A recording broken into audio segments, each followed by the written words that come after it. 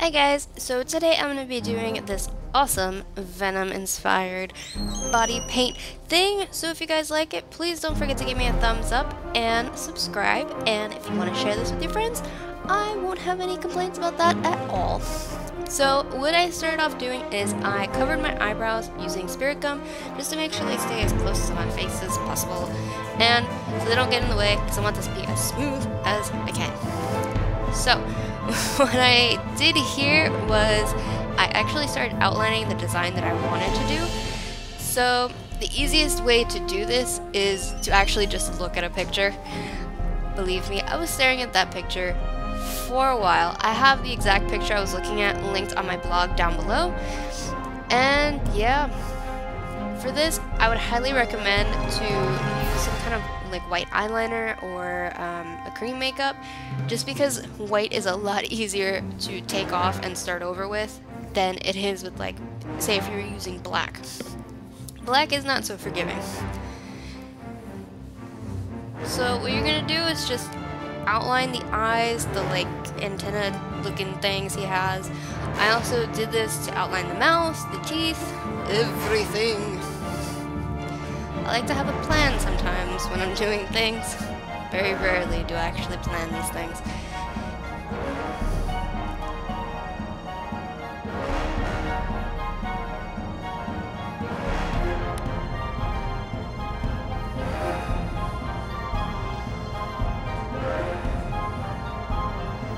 And when you start putting the cream makeup, if you're using a cream makeup, on your eye, I would suggest using an eyeshadow primer.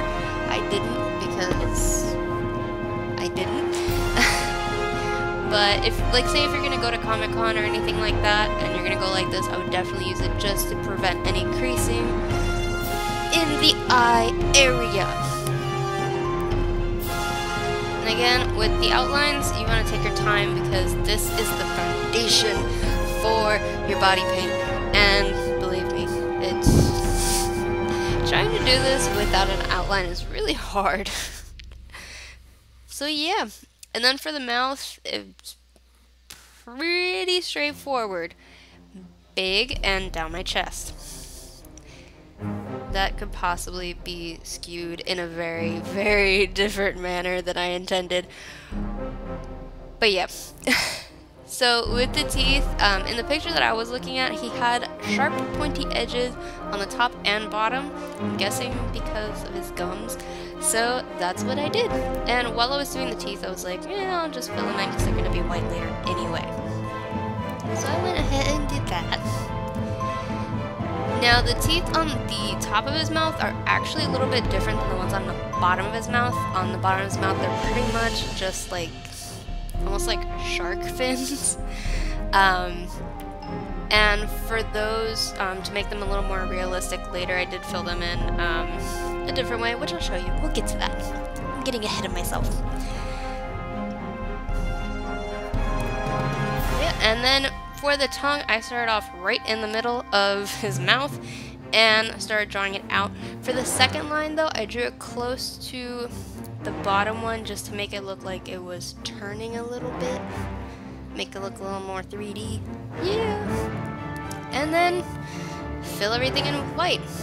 For this, if it's coming out kind of patchy or anything like that, you can always blend it out with a sponge, a wet sponge, and it will come out amazing.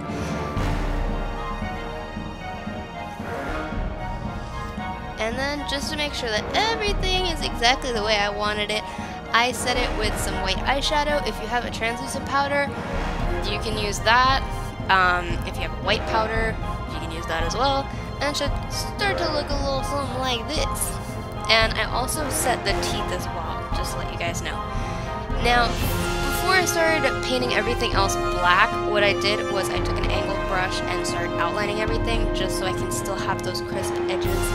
And kind of like a barrier, you know when you're doing your coloring books and you outline everything first and then you start scribbling? Yeah, something like that. That's really the only way I could have thought of explaining that. But once you do that, then go to town. And I also did the same thing on the mouth because there's going to be a lot of black. And I don't want to get it into the white. The only time when segregation is okay is when you're body painting.